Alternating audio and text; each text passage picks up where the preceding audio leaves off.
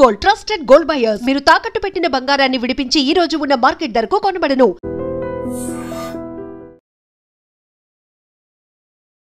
Hi ma'am. Hi. Ma'am, how do you feel right now? Congress gonna be win within few hours. It's a win-win situation for me.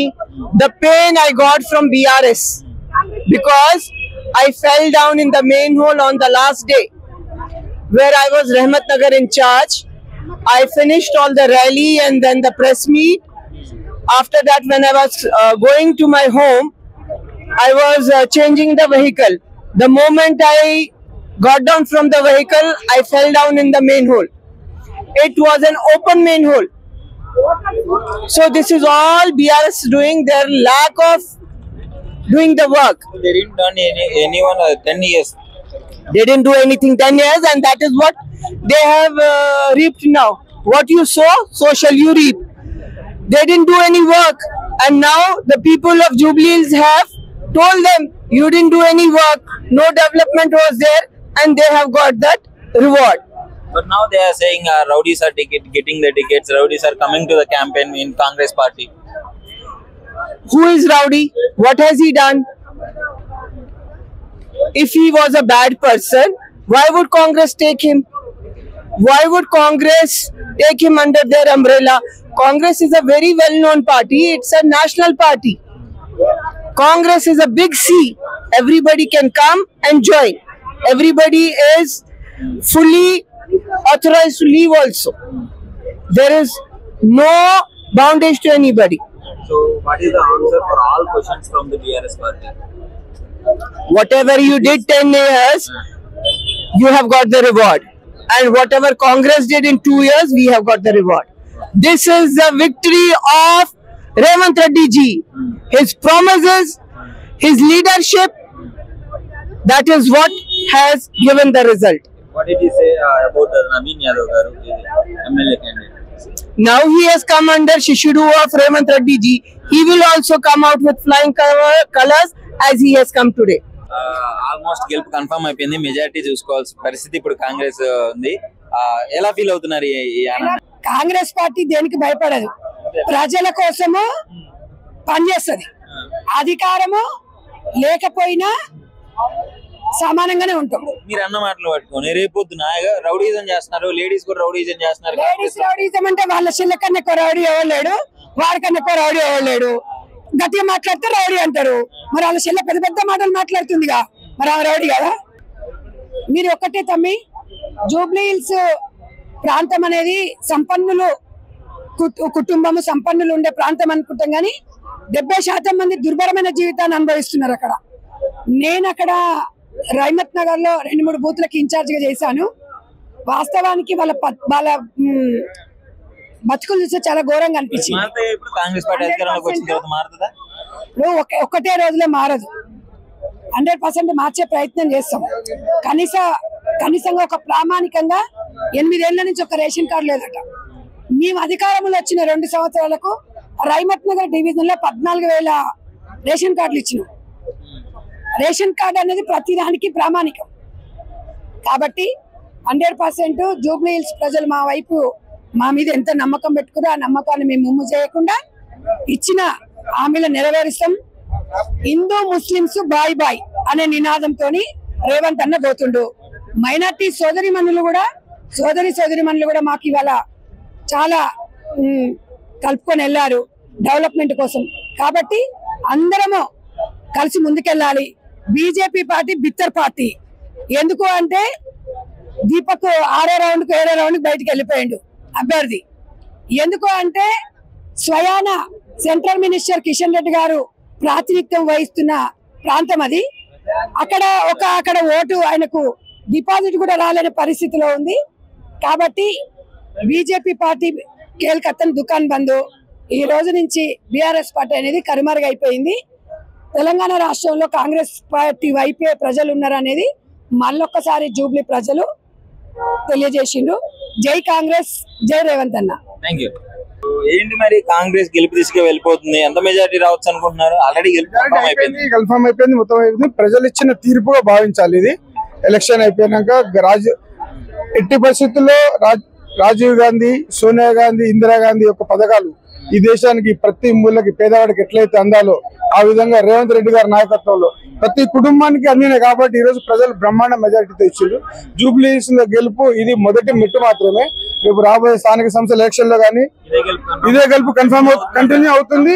ఇది 10 సంవత్సరాలు ఎట్టి పరిస్థితుల్లో Congress party రాష్ట్రాన్ని పరిపాలిస్తుంది. రేవంత్ రెడ్డి ముఖ్యమంత్రిగా ఉంటారు. ఏం చెప్పదలుచుకున్నారు మరి? టికెట్లు ఇచ్చి రౌడీజం చేసి గెలిచినారు అని చెప్పేసి వాళ్ళకి ఇప్పటికైనా టిఆర్ఎస్ నాయకులు, వాళ్ళ ముఖ్య నాయకులు ప్రతిపక్షాల మీద లేనిపోని బురద జల్లే బదులు వాళ్ళ మీద ఉన్న బురద తుడుచుకోవడానికి ప్రయత్నం చేయడం మంచిది.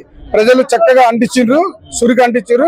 అయినా ఇంకా అర్థం కాకుండా ఏదో ప్రేలాపాలు పడతా ఉన్నారు. వాళ్ళు రేపు పొద్దున్న జైలుకు పోవడానికి కూడా సిద్ధంగా ఉండాలని కాంగ్రెస్ పార్టీ తరఫున చెప్తున్నాం. మీరేం చెప్పదలుచుకున్నారు?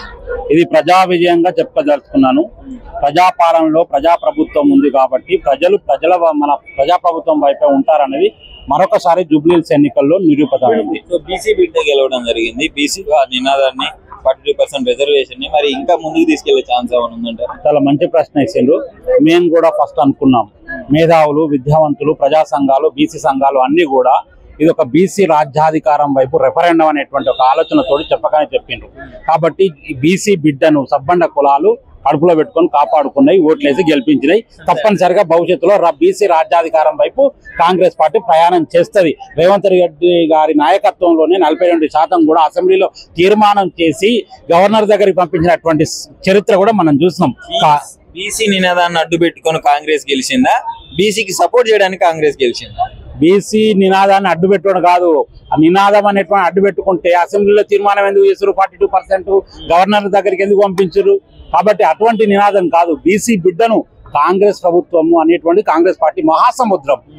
అది అమృతాన్ని దాచిపెట్టుకుంటది, అసిద్ధాన్ని దాచిపెట్టుకుంటది, అందరినీ దగ్గర తీస్తుంది. బీసీ బిడ్డ సబ్బండ కులాలను ఒక నాయకత్వాన్ని పెంపొందించడమే కాంగ్రెస్ పార్టీ యొక్క ముఖ్య ఉద్దేశం, ముందు ప్రణాళిక.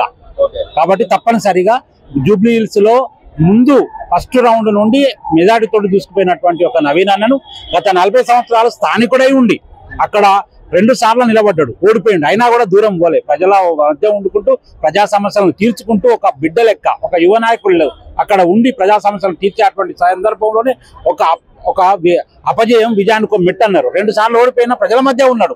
కాబట్టి ఈ విజయంతో ప్రజల మధ్యకి వెళ్తున్నాడు, ప్రజాప్రభుత్వం వైపు ముందుకు తీసుకుపోతాడు. జూబ్లీహిల్స్ ను అభివృద్ధి మార్గంలో తీసుకుపోయేటువంటి ప్రయత్నం తప్పనిసరిగా చేస్తాడు.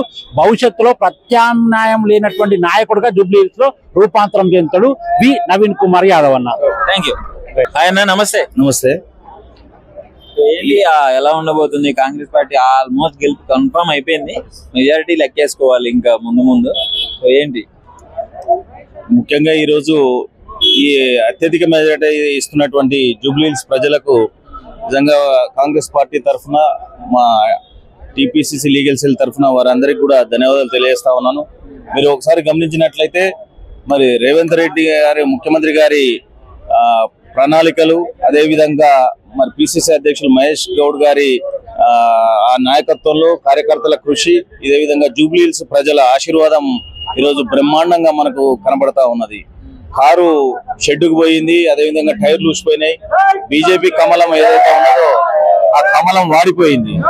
మనకు తెలంగాణ అభివృద్ధి చెందాలన్నా, తెలంగాణ వికసించాలన్నా కావాల్సింది హస్తం అండనే అని ప్రజలు నమ్ముతా ఉన్నారు. మరి అభయాస్తం ఏదైతే ఉన్నదంటే అది కాంగ్రెస్ పేదల పక్షాన, మరి బలహీన వర్గాల పక్షాన, మరి బడుగుల పక్షాన ఉన్న పార్టీ ఏదైనా ఉన్నదంటే అది కాంగ్రెస్ పార్టీ అనేది ఈ రోజు జూబ్లీహిల్స్ ప్రజలు నమ్ముతా ఉన్నారు. సెలబ్రేషన్స్ కూడా స్టార్ట్ అయిపోయాయి. సెలబ్రేషన్స్ కాబట్టి ఈ రోజు ప్రజలు యావత్ జూబ్లీహిల్సే కాదు యావత్ తెలంగాణ కూడా నమ్ముతా ఉన్నది కాంగ్రెస్ ప్రభుత్వం ఉంటేనే మరి ప్రజాపాలనకు సాధ్యమని. మీరు ఒకసారి గమనించినట్టయితే ఎన్నడన్నా మన కేసీఆర్ గారు 10 ఏళ్లలో ఎన్నడన్నా తిరిగిండా? బస్సులు తిరిగిండా? ఎన్నడన్నా వరదలు వస్తే తిరిగిండా? ఈ గెలుపు గురించి ఏం చెప్తారు? నవీన్ యాదవ్ గారిని రౌడీ అనే గోండాని టికెట్లు ఇచ్చారని ఎన్నో అన్నారు. ఇప్పుడు ఈ గెలుపు వాటి అన్నిటికీ సమాధానం ఇస్తుంది అనుకుంటున్నారా, లేదంటే బలవంతంగా ఏపించి గెలిపించారని చెప్పేసి వాళ్ళు ఓడిపోయే భయం ఉండి కేటీఆర్, హరీష్ రావు గారు ఎన్నో వంకలు చెప్పారు. కానీ నిజంగా ఆ భయం ప్రజల్లో ఉంటే ఈ రోజు అత్యధిక మెజార్టీ ఎందుకు వస్తుంది?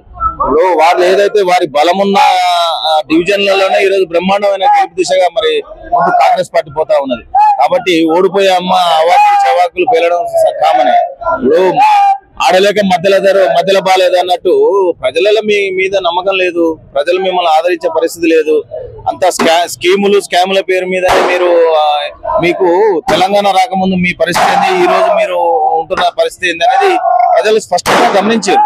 కాబట్టి మీకు అవకాశం ఇవ్వదు అనేది జూబ్లీహిల్స్ నియోజకవర్గంలో ఉన్న ప్రజలకు తెలుసు. కాబట్టి ఈ రోజు మరి నవీన్ యాదవ్ గారికి భ్రమ కనపడతా ఉంది. చూడొచ్చు క్లియర్ గా ఆ సెలబ్రేషన్స్ అయితే మళ్ళీ వేరే లెవెల్లో చేస్తున్నారు. మొత్తము మీరు ఇక్కడ క్లియర్ గా గమనించినట్టయితే అందరూ నినాదాలతో సెలబ్రేట్ చేసుకుంటున్నారు. ఈ ఆనందాన్ని అయితే ఫుల్ గా ఎంజాయ్ చేస్తున్నారు. ప్రతి కాంగ్రెస్ కార్యకర్త స్వచ్ఛంగా ఎంజాయ్ చేసేస్తున్నారు. ఇక్కడ మీరు క్లియర్ గా చూడొచ్చు ఆ బాంబులు ఏ విధంగా వెళ్తున్నాయో.